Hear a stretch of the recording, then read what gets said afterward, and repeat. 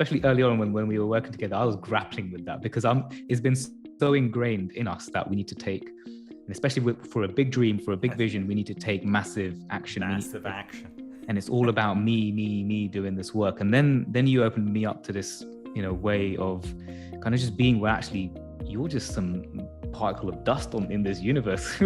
and then which I love what you say, the life experience teaches, right? If I look back at my life and try to plan and execute and take action on everything which I've created in hindsight, I could never have done that by myself. So many cooperative components came together to make certain things happen. The way, the person I'm married to, the house I'm living in, the career I have, the clients, which I like, all these other things. There was no way that I could plan and execute exactly how that was never going to happen. But there's so many things at play. When you instead have a formula and you say, nope, get up every day, the first thing you got to do is you got to do calls. Got to do the calls. And it's sort of like, well, wait a minute. But there's a prompting or a nudging that would say, no, you need to write. Nope, writing is later. Because first I'm going to do the calls because that's the toughest thing. And I start with the toughest thing, right? And you're like, wow, you sound like more intelligent than the universe. And so good luck with that. Like, so you got your own plan, right? Well, that go for it, man. That's your own plan.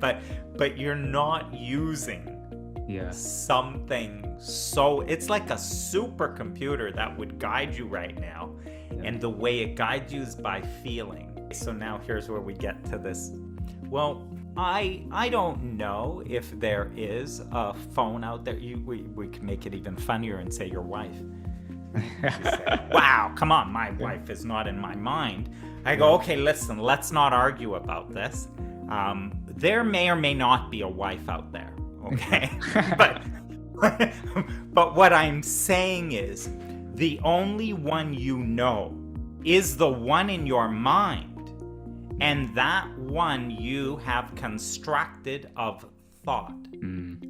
So you say, well, no, but she's really like this. I'm not arguing that maybe she is or she isn't. But what I'm saying is the one you're dealing with, the one that is wonderful for you, or the one that's causing you problems, even your business.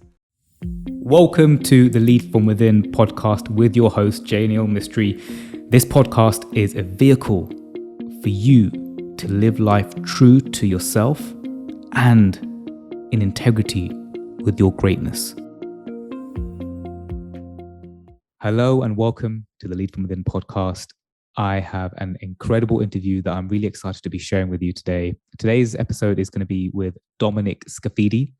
Dominic is an executive coach. He works with teams. He has 20 plus years worth of experience working in HR and corporate world. Not only that, he is a geek when it comes down to universal law, understanding the mind, spirituality. And he is someone who has been a mentor, a coach, a teacher to me over the last couple of years that I've known him.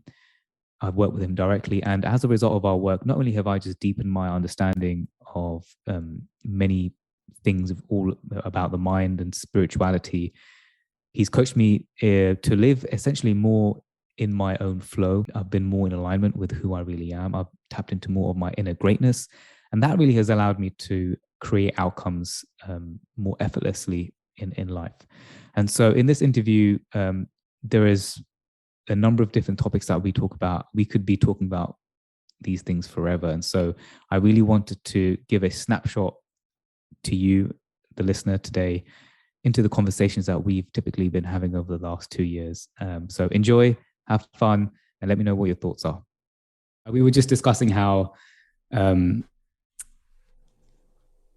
our conversations over the last year and a half have had such a huge impact on my life. And I was just saying how I wish people could be like a fly on the wall to those conversations over the last year and a half, because I think it could impact so many other lives. So I'm so excited for people to be listening into this conversation. Well, they've been amazing conversations. I always walk away with tremendous insights whenever we talk. So yes, I'm excited about this also. Yeah. So obviously I've done a quick intro prior to the podcast starting, but I think I probably wouldn't have done enough justice to the audience about, just to share about, your background and things like that. So it'd be great to kind of share a brief introduction as to, your background, your experience, as well as, the kinds of, the kinds of stuff you geek out about, because I know you do geek out about a lot of things. So what's the background in terms of that philosophy as well? Yeah. Well, who I am, I'm an executive coach and self-employed as an executive coach, and mostly like I deal with clients that are in large organizations. They're leaders, executives in large organizations. I also do team coaching. So sometimes I'll work with a leader with their team. And then the third thing that I'm also doing is that I'm training leaders and people managers in coaching skills. And so the way I say that or describe it is that I support them to be a great coach rather than a good boss. Because there's quite a distinction. And before that, it was 20 years in the corporate world, and I was in large organizations. I began in sales. And the last role that I held was a VP of HR. So I had quite a stint in the human resources realm like that. Yeah. And then the other thing that you said was about today, the stuff I geek out about. So I've always been interested in this idea of who we are as human beings and our potential and the possibility that we are, like, so just an interest in ourselves, us, who we are, our true nature, all of that. And there's two teachings that I'm deeply immersed in, and that is the teachings of Abraham Hicks, which is a channeled teaching, and then also the teachings of Sydney Banks, and which are also known as the three principles. And those two are quite relevant, related, and quite harmonious with each other. And each has a bit of a different emphasis. But I have found a lot of value in the application of both of those. Yeah. Well, that's what I love about your background, is because you obviously geek out on the teachings of Abraham, Sydney Banks's work, and you love geeking out on the spirituality side of things. Yes. But then you also have the experience of, working with executives and leaders in the workplace, and obviously bridging those two worlds. It sometimes can be quite difficult. It's something which I have kind of tried to become better at over the last few years, and especially our work in the last year and a half together has allowed me to, deepen my understanding on the spirituality side and the teachings, but also make that extremely practical and link that to performance on a day-to-day basis. And it's had such a huge impact on my life and my, my quality of life on a day-to-day basis, but also the results and the actual outcome. So I really respect that, and I love that about you and your background and what you do. Yes, yeah, I think that part, the coaching itself with the leaders keeps me so grounded in a practicality. Otherwise, you could float off into the whole spiritual side of things. And so I've got a bunch of things which I've written down that we could talk about. I don't think we're going to get through everything, because we could be here for about 3 hours and have amazing conversations. But there's a few things which I've picked out, which I've been consistently having conversations with people in my network. And I know that we've been having these discussions, and it's really helped me. So there's a few things which I'm just going to go straight into it and just ask you some questions, and we can just free flow from there, if that's cool. A powerful distinction for me has been the difference between hard work and taking action and taking aligned action. And so typically, as I've been brought up, and as a lot of the people that are speaking that listen to this podcast, they have been brought up in a place where, we have to work hard to succeed. We have to grind. We have to, can take consistent action to then achieve an outcome. Otherwise, we're not worthy of the outcome. And that's something which we've had continual conversations about, the whole need to effort and struggle and hustle to then feel worthy of having the outcome. And so, yeah, I'm just going to leave that with you. I guess the question I'm posing here is, what's the difference between hard work and more work that's aligned and action that's aligned with a more of an effortless way of living? Yeah. And I think, to explore that question, or actually any of them, right, it has to be based on who we are. What are we talking about in terms of the understanding of who we are? Because this hard work and effort makes a lot of sense when you see yourself as a physical being in a physical world, because then you must act upon it, and nothing happens unless there's acting upon it. Yeah. And so this is foundational to it. And that's why it's in a spiritual understanding, and it's really like a realization that there's more to you than the physical. And people say, well, you can't prove it, right? It's like, well, wait a minute, but check, like, are you breathing? And you are. And so are you doing that? Is this thing that you've organized and you set this up and planned out till retirement, like because you have to notice at some point, you've got to notice there's more going on here than what you think, right? In terms of that. So there's more going on, which means there's more to you than you think. That's really big, right? There's more to you than you think. There's more to you than who you believe you are. And that kind of, and breathing I often use as one thing that we can all notice, and it's just true, it's there. But so is our heartbeat and digestion of our food. Like, this is all just, it's there.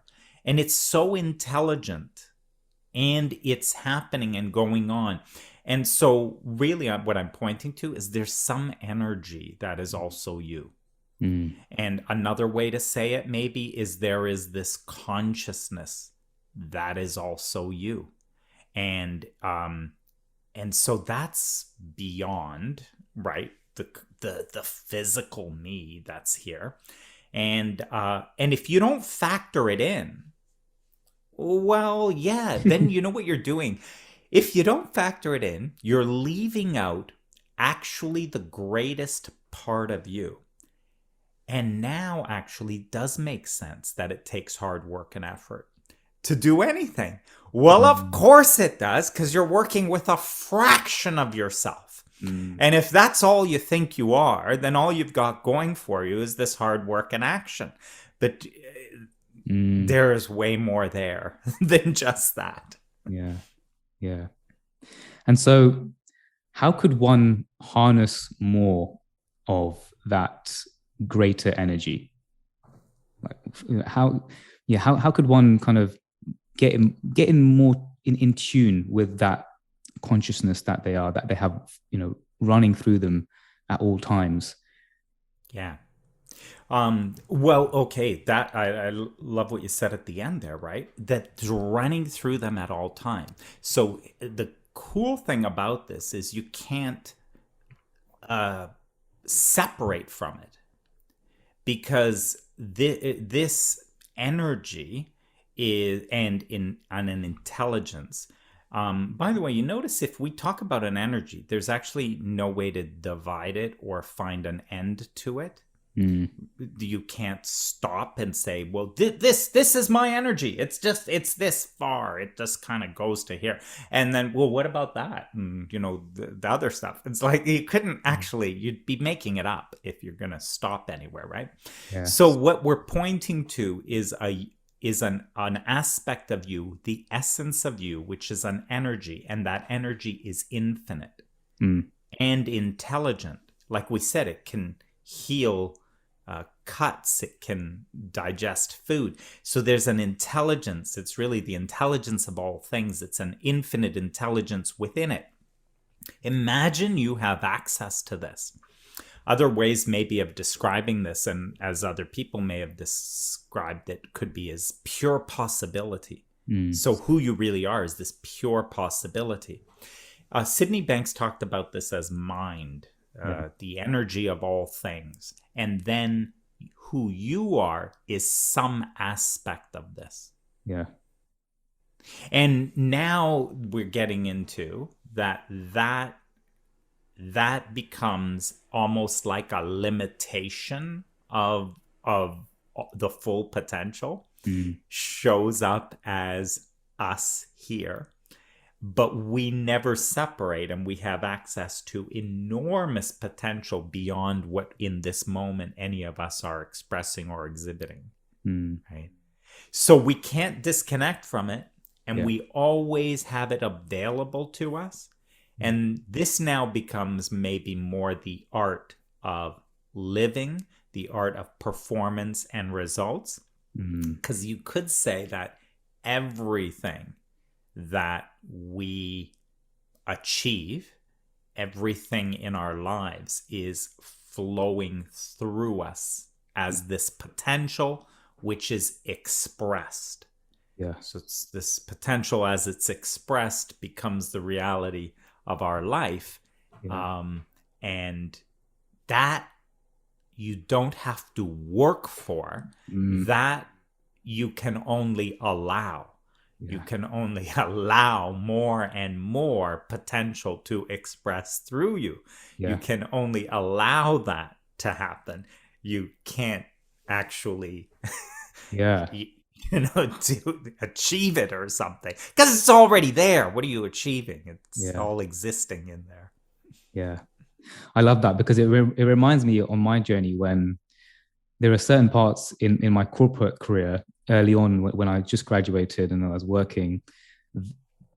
Initially, it felt really amazing and exciting. And then it got to a point where I was putting in a lot of effort, and it was more energy draining than it was energy giving.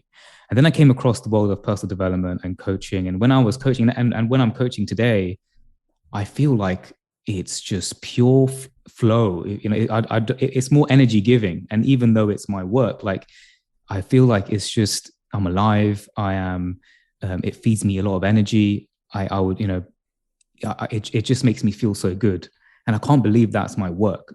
That's part of my work. And there's still certain parts of my work which I'm not in flow. So I'm not going to be like here where my life is actually hunky-dory and I'm in flow at 24/7. But it reminds me of exactly what you said there, and kind of relating it back to my life. And so would you say that is, the coaching side, the someone could have their own business and they might be working, but when they're working on their business, it feels so exciting and it feeds them energy. Is that what you're guiding towards? Is that consciousness that is flowing through them, and it's more of like a self-expression rather than work or efforting? Yeah. See, I love that you pointed that out. Everyone knows it. Like everyone has the experience of it. They will find these places in life where it's flow, and some of their greatest achievements, right?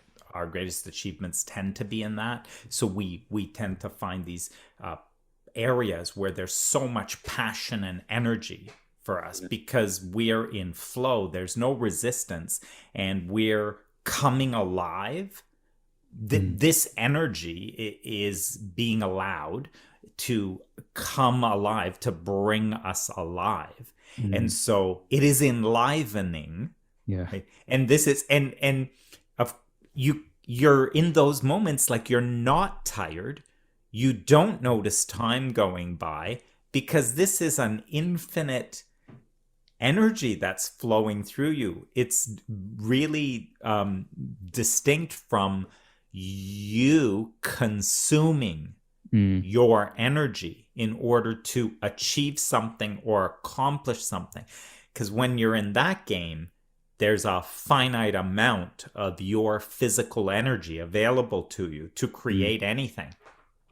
And why would you work with a finite amount of energy and even a finite amount of intelligence when you could just relax into, blend into, open up to an infinite energy and intelligence that would flow through and express through you. So that's it, the two are not even comparable in terms of what they can achieve, what can be accomplished. Yeah.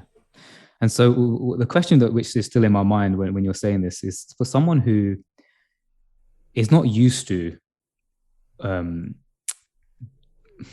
living life in flow in certain aspects of their life, in their work, how can they get in touch with, maybe it's how can they get in touch with that intuition? How can they get in touch with more of what feeds them energy? How would they know, oh, I'm using more of my infinite than my finite perspective?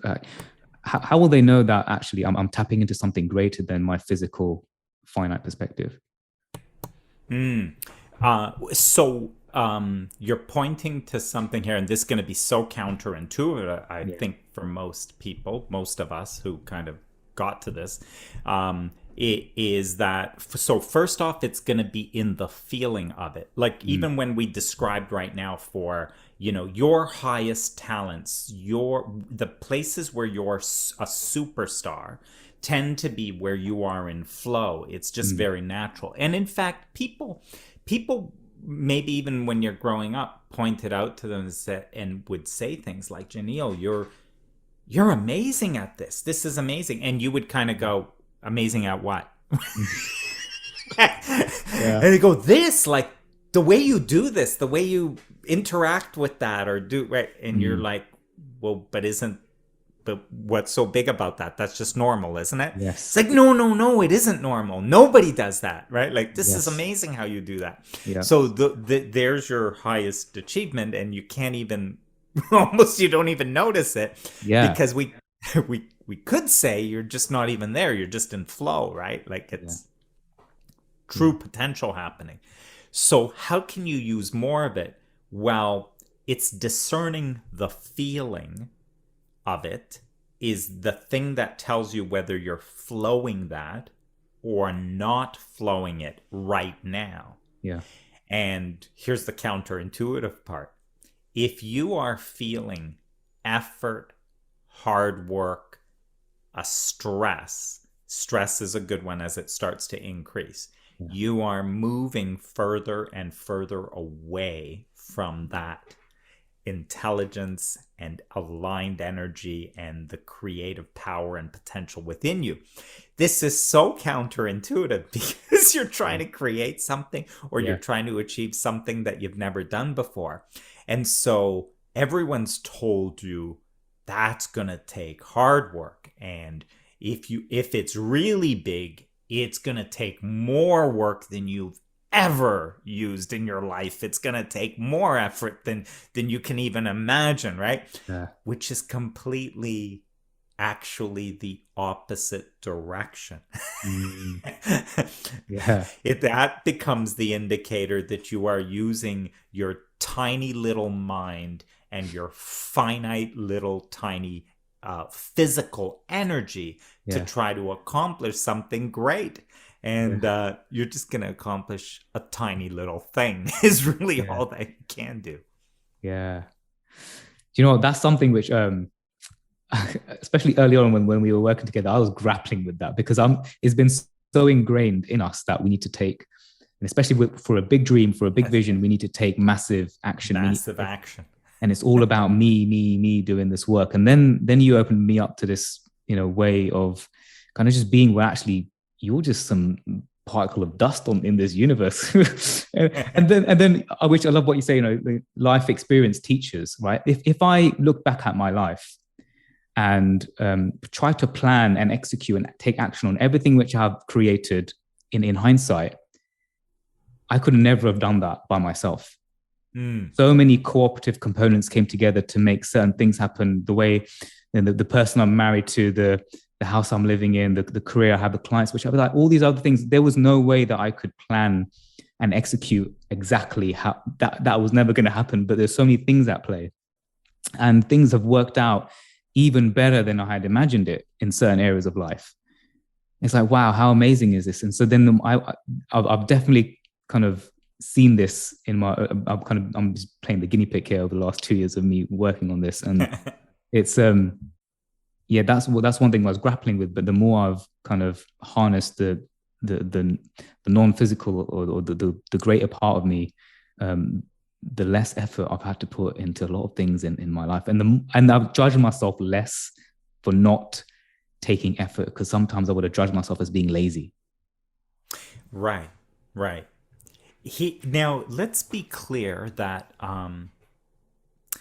you know, there is action that's happening, and what we're distinguishing is effort and hard work. Because if you think about this potential expressing into the world through you, that means it comes through you and expresses through words, and it expresses in things you do. So it expresses in that way. Action is also, as you said, beyond just you, because in other words, there are cooperative components and other things that you start matching up with. And now I like how you said, like, you couldn't plan that all out. It's just too complicated. There's too many things. Like, even just great example about, you know, your wife. I think about me and my wife and how we met. Like, and here I was like, oh, I'm trying to find a relationship, get in a relationship, I want a relationship for life. And then you look at the story of, well, but how did you meet? Yeah. You just can't, you know, I mean, I did all my planning and hard work and dating and making and meeting people and going through my checklist and all that stuff, except none of them were it. Yeah. That's so true.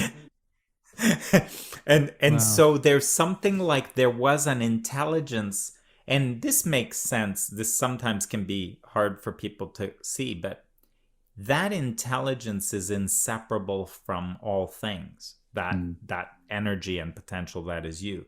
So in fact, your wife and who's compatible, your business clients, your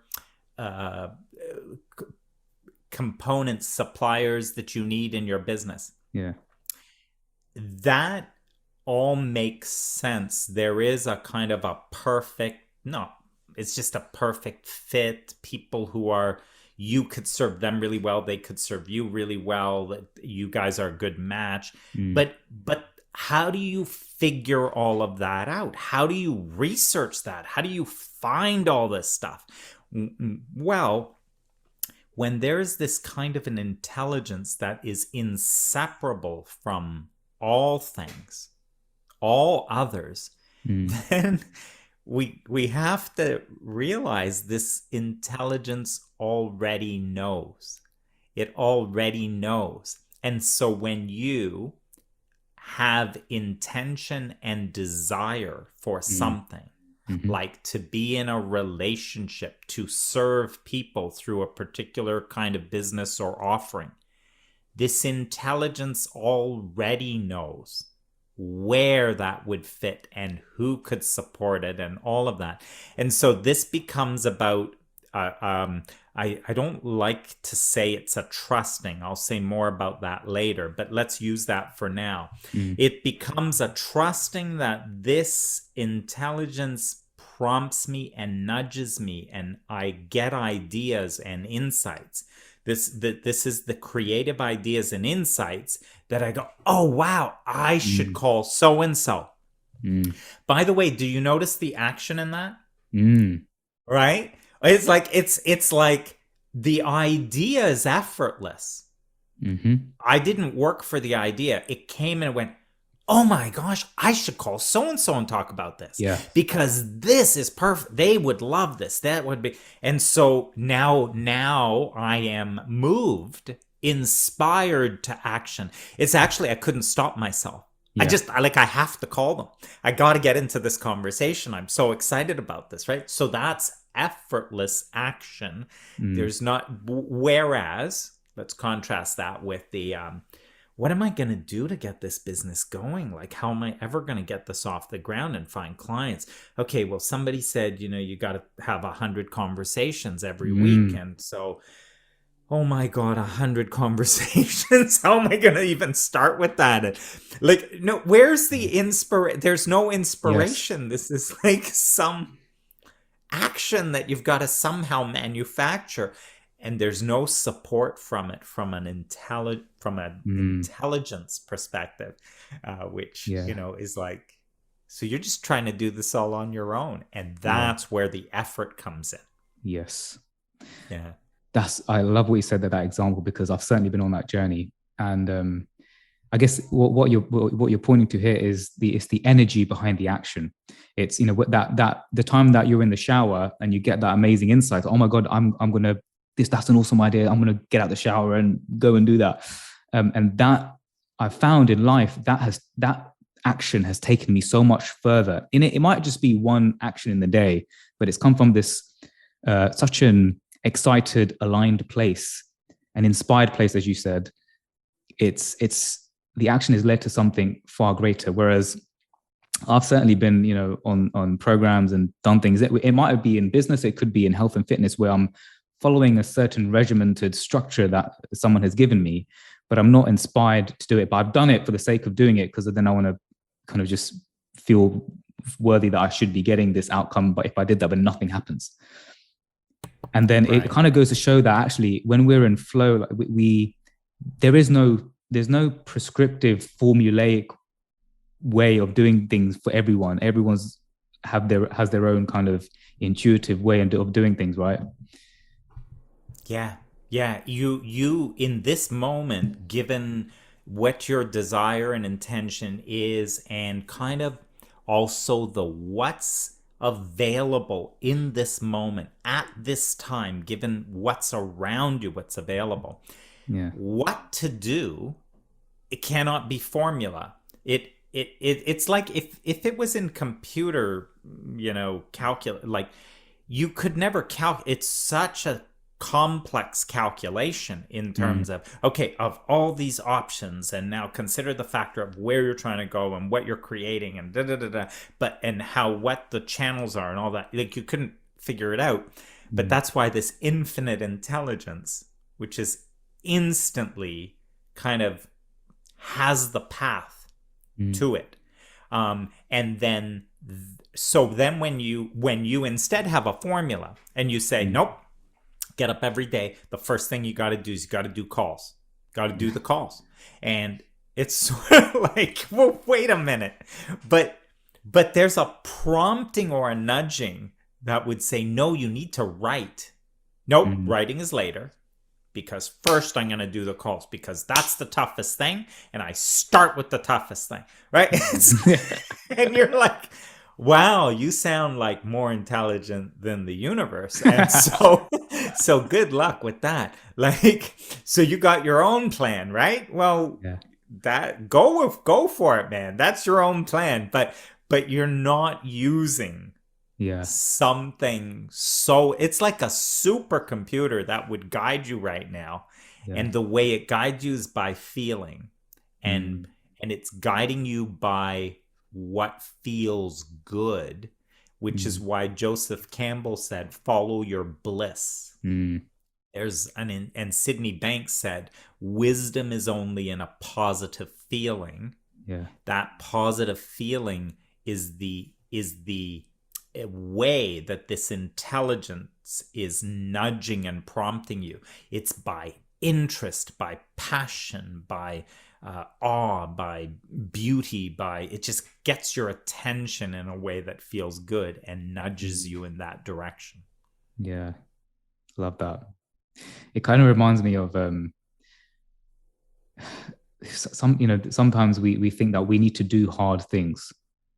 Like it's and there's people talk about do hard things, and that's when we need to kind of then be deserving to achieve that level once we've done hard things. And sometimes I've certainly felt bad of achieving great things, but I feel like I've not put in any effort. But then it kind of the more I understand this work, it's like, well, actually, I'm so worthy of this. I'm so worthy of all of this success and things that come into my life. I don't need to just keep on doing hard things to achieve that. Actually, because I'm just here. I'm alive. I'm in this physical place from this non-physical energy, and I'm here to create things. I can have anything I want. I can create things, and I don't need to struggle to achieve it.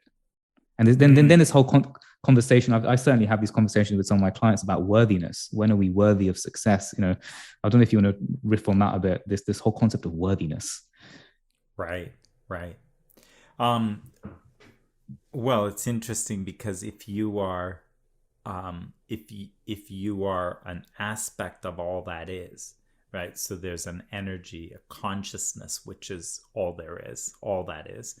Sydney Banks talked about the energy of all things, and you are a microscopic aspect of that.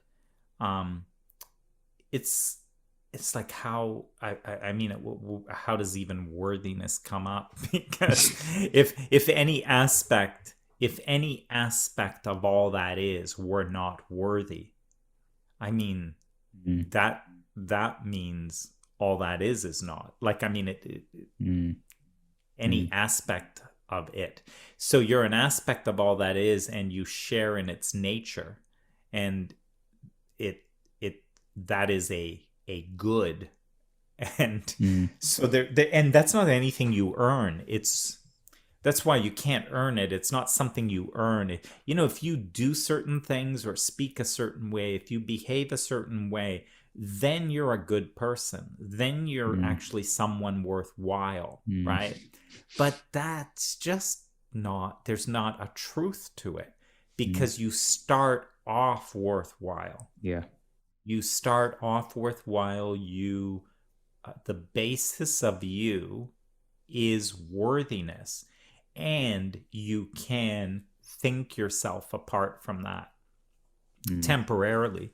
And every time you think yourself less, think yourself unworthy, it will never feel good. And so that's the guidance nudging you to, hey, drop that thought and go back to the worthiness that is the truth. Anytime you believe in a non-truth, you will feel that. It will not feel good. Anytime you believe or think anything which goes against the truth of who you are and your true nature, you will feel it. It'll be disharmonious. It will not feel good.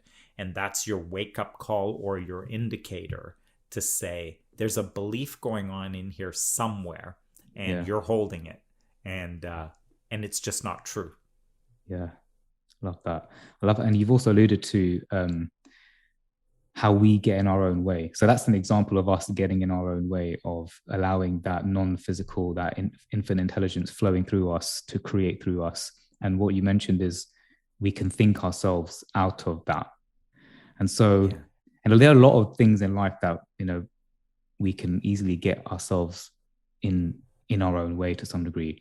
And so you mentioned dropping thought, like dropping unconstructive thought to then allow what's kind of flowing through you to complete flow. My question is, because a lot of people bash thought, right? I'm just kind of curious as to your opinion on this and your point of view, because you also you talk about we create our reality through thought, right? Thoughts create our world, and at the same time, thought is also in the way of what's flowing through us sometimes. I guess there's definitely a couple of definitions of what thought actually is. Are you able to riff on that a bit and provide some clarity on that? Yeah. So and so I'll say some big statements, which so first of all, it's all thought. So there's nothing but that Sydney Banks said it's all thought.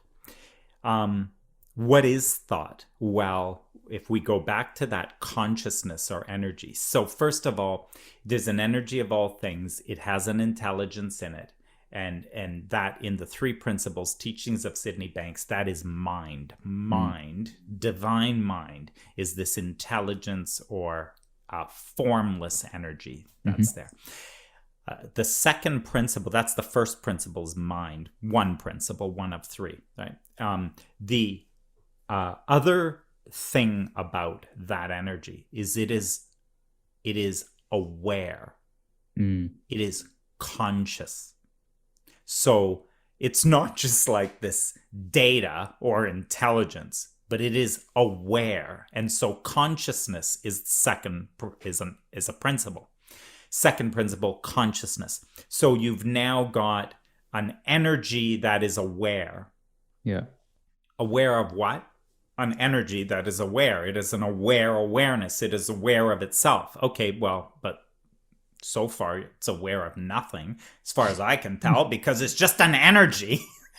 Yeah. It's a formless energy, so there is no form here, and it is an awareness, and that is nothing. So we'd need a third principle, and what a third principle is that it is an awareness that can focus upon itself.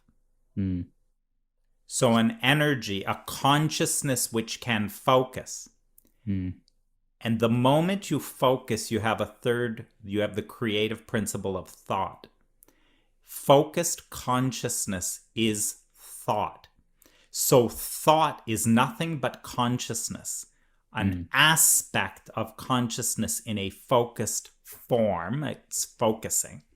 So now let's put that into English. That was in a very spiritual way of describing it. Yeah. So we can now put it more into an English. Yes. So all that is exists only in your mind. So I just went mind, all things, right? All that exists only in your mind. Oh no, I'm pretty sure it's beyond my mind. I think, they sent a telescope up recently, and I'm pretty sure they showed it's beyond my mind. I get that. But in you, of the living of this particular life, there is nothing that exists for you if it is not in your mind. And so that will include the fact that you're willing to consider that there may be some things you haven't read about yet or whatever, and you're going to include them in there too. And so they just sort of are out there in space and in other places or under the sea, but they're all there. So, but you do live in a world, or you exist in a world that only is in your mind. And you're aware of only what is in your mind. Well, no, that's not true, because I'm aware of this phone. That's not in my mind. Okay, so now here's where we get to this. Well, I don't know if there is a phone out there. We can make it even funnier and say your wife. You say, wow, come on, my wife is not in my mind. I go, okay, listen, let's not argue about this. There may or may not be a wife out there, okay? But what I'm saying is the only one you know is the one in your mind. And that one you have constructed of thought. So you say, well, no, but she's really like this. I'm not arguing that maybe she is or she isn't. But what I'm saying is the one you're dealing with, the one that is wonderful for you, or the one that's causing you problems, even your business. I don't know if there is a business there, but let's just say the only one you're dealing with, the one that's so hard or the one that's so great, the only one you're ever dealing with is the one in your mind, and you've constructed the entire thing out of your own thought. And now when you say, I've got a problem, I'm stuck, I say, no, you don't. You have a thinking problem. Yeah. Yeah. Love that. So true. And so for someone who wants to kind of take this away with them and trying to improve their life, improve their thinking, improve what they're creating in their own mind, whether it be relationships and how they create other people, or whether it be creating better performance, can they simply just change their thinking and just focus on better thoughts, or because there's different talk about this, about changing your own thinking and or just letting go of thoughts. But what does that actually mean in practical terms? So say, for example, someone wants to have a better relationship with their spouse. Mm. And now you're saying, okay, you've created your spouse in your own mind. What could they do to create a better relationship, or in their own mind, essentially? Yeah. So this is an understanding of creation itself. And so here's the challenge with this, is kind of the Einstein quote. You can't solve a problem at the same level of thinking with the same kind of thinking that created it. Yep. So your first question about could we just change our thinking, it runs into this problem, because if I'm the one who created this business with these limitations, if I'm the one who has created these limits for me, I'm the one who created this comfort zone. Right? This is where I'm, right? Now you're asking that intelligence. Yeah. You're asking that guy, can you think of something else? And that makes sense. Okay, well, I thought of that and I'll think of something else or whatever. But why this doesn't make any sense to do when you really understand the who you are. So when you understand that who you are is a flowing of this energy through you, of this consciousness, what consciousness, what thought, what intelligence is the energy of all things, this intelligence that is infinite, pure potential and possibility. So why would you try to change this when there's an intelligence that can bring you thinking? And it does.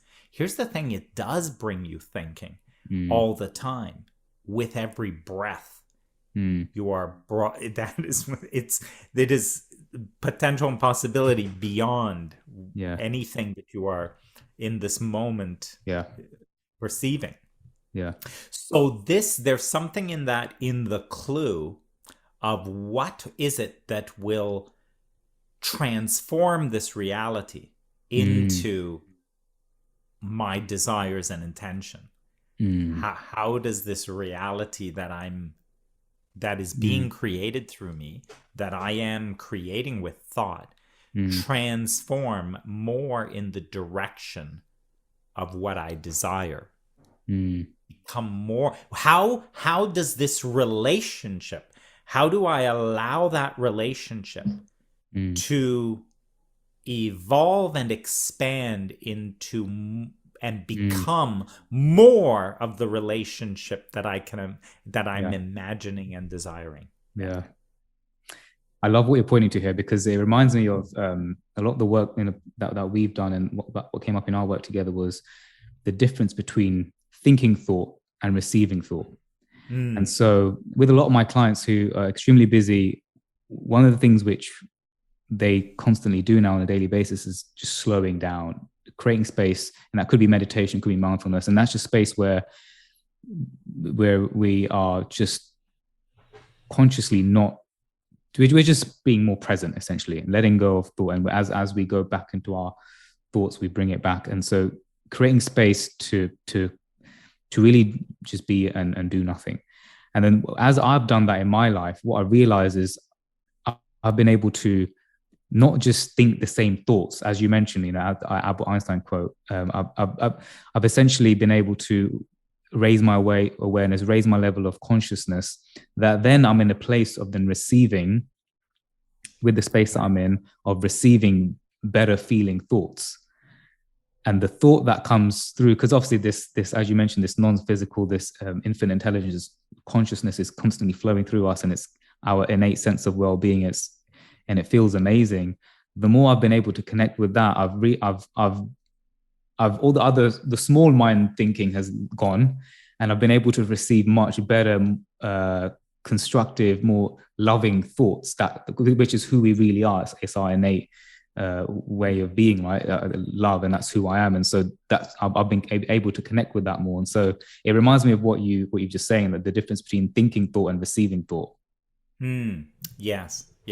That, and see, to the thinking thoughts has an effort to it, like a calculation. Is okay, so what's going on here? Let me make a list of what are my issues and what's the positive side of this, and what is it, and like thinking. So because I need to think about what to do next, I've got to think this out, because I don't know where to go next in my business, right? So so you can just see the effort of, it's like I'm gonna calculate this whole thing through, right? Whereas in a receiving of thought, that this consciousness that is me is also a consciousness aware of my business and relationships and everything that I desire to express through this physical lifetime is all included in that awareness. Could you imagine if, there's this consciousness, but except it doesn't know what you're going to do next. It's like, it doesn't even know what you're interested in. It's like, how intelligent would it be if it is you and it is living and breathing you, yet it doesn't know what you want. It doesn't know what you desire. It doesn't know what's good for you. That just makes zero sense. So that intelligence knows, and it also, because it's connected to all things, also knows for you in the most satisfying, joyful way, the most effortless way, the path of least resistance, knows how for you to get from here to a business that is even more shaped and formed as how you dream it to be, and a relationship that is even more how you dream it to be. And so it is nudging and guiding you in the expression in that direction, only in that direction. I love it. Just a couple more points. I know I guess just a couple more points, but before we finish off the conversation, it sounds really hunky-dory, all this stuff, right? That we talk about, living life in flow, and it sounds amazing. And when we have conversation like this about it, it's like, why wouldn't anyone just live life in flow, and it's all hunky-dory in life? But then life happens outside of life. And I don't want to not have part of the conversation. I don't want to miss an important part of this conversation, which is the importance of having contrast in our lives. Because there are things that happen in our lives when we're completely out of flow. We get knocked off the path, and life happens, and we don't like what happens. And I've over the last couple of years, I've really learned to harness those moments, harness the moments where I've got complete contrast, and then I get really clear on what I don't want, and it allows me to get even more clear on what I do want. So I'm not sure if you want to riff on that a bit, the importance of adversity, maybe, or the importance of getting knocked off the path and creating experience of life where you're not completely happy with. Well, it's essential to creation, and it's essential to the refinement and artistry of what it is that you are creating ultimately. So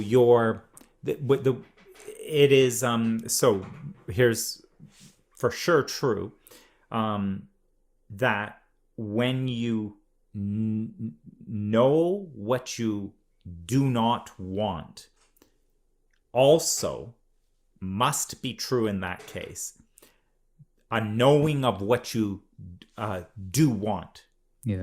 Right. And so, and vice versa as well. So when I know what I do want, what is also clear is what I don't want. And so this is what you described as contrast, right? So there is my business a particular way, This is crazy. It's too many hours. This is too complicated. I don't. And now notice my focus and attention. I don't want this. I don't want this. I don't want this. I don't like this struggling to try to find, another client to fight. Right. So there is a lot of focus, all my attention. I don't want.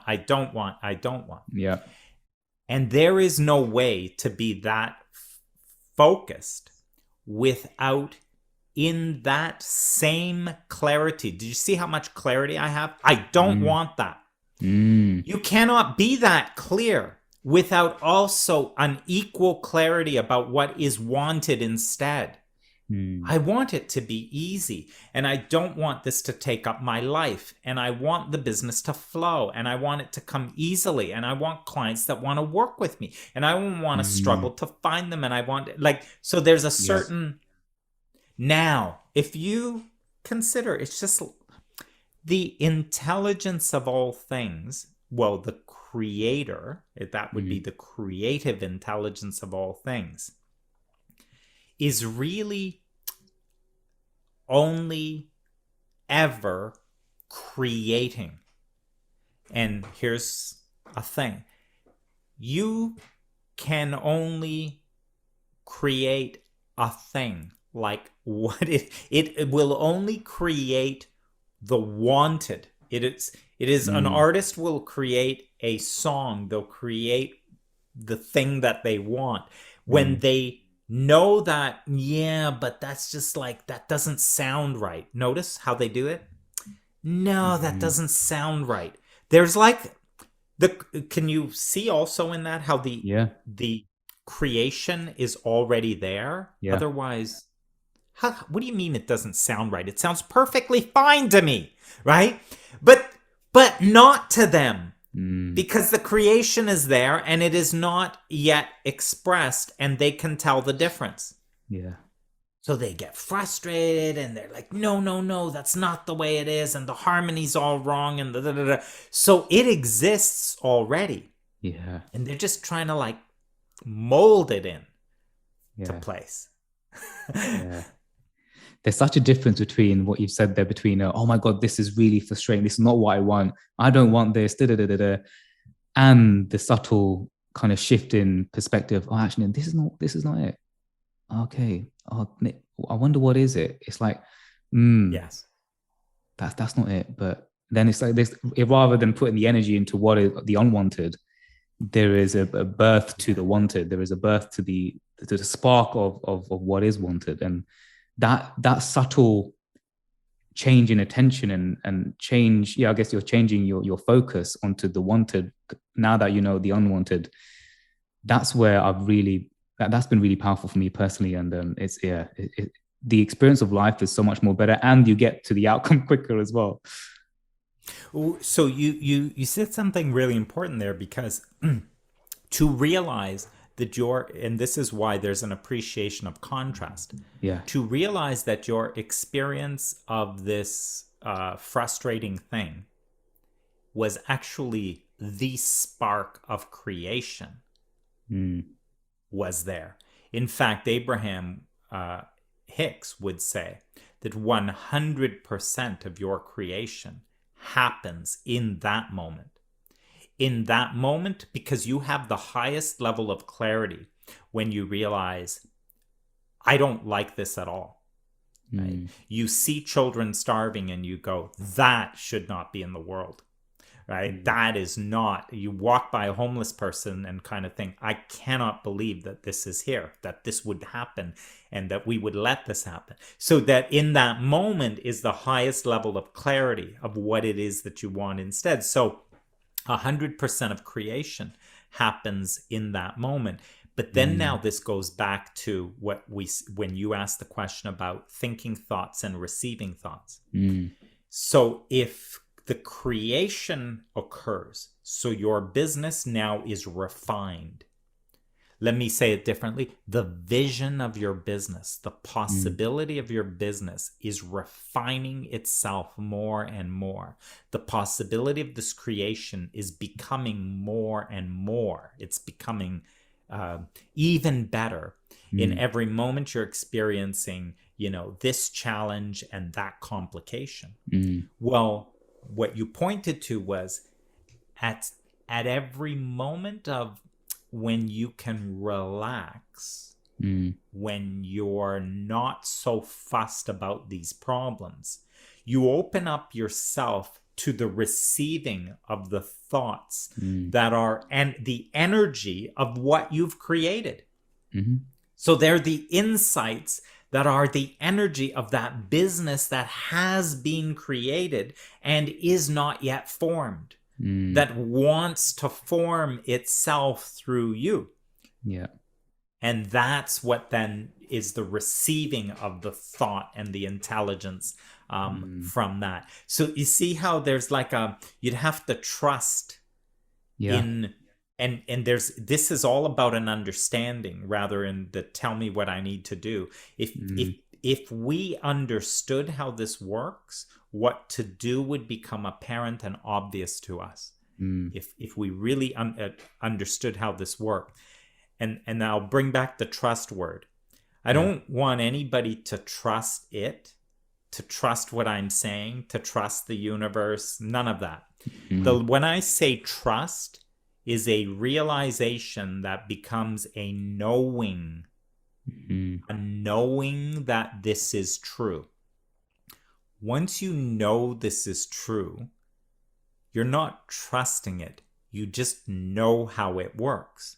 And just like the GPS in a car or the navigation system, once you know that the way that thing operates is as a destination or desire is in there, the only way this works is it gives you an instruction in this moment of now that will bring you toward that destination by the path of least resistance, around all traffic, around everything.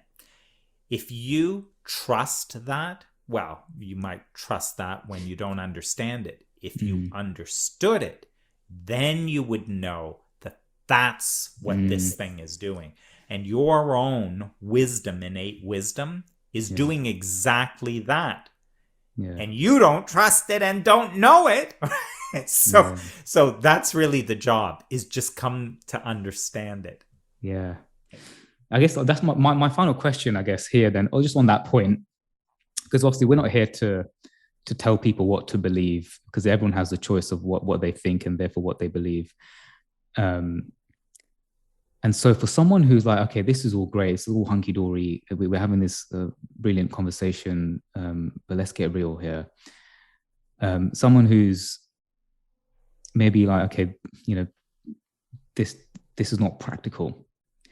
And for me, I've always been the kind of person, I've been the guinea pig for this over the last 2 years. Let me just see if this way. I mean, firstly, whenever I've learned more about the work of Abraham or Sydney Banks, it's always rung true for me because I resonate with it, and because my life experience has demonstrated to me that this is true. So I know this to be true. Versus, okay, this is great. Let me test it and let me see if it works. So I guess I've done both of them. So for someone who is kind of on the fence of maybe just taking some form of or being receptive to this work, what would you say to them? Because this is not a theory to some degree. This is just this is universal law. So I'm going to let you say this kind of riff on that, because you're probably much more better at saying it than I am. Well, you said it well, and you said, like, if somebody is either struggling to believe it or whatever, is like that. So yeah, what we don't want, and actually what won't work, is to believe it. Yeah, because to believe it is a replacement with a new theory, right? Like, I used to believe it was hard work and effort, but then I listened to this podcast, and now what I'm going to believe is that, is a relaxing and allowing. And then the guy said you should trust it, and then it's going to do something, right? Like, so that's a belief, now another set of paradigm or framing. So the power in this is in the realization of the truth of it. And like you said, life proves it or teaches it to you.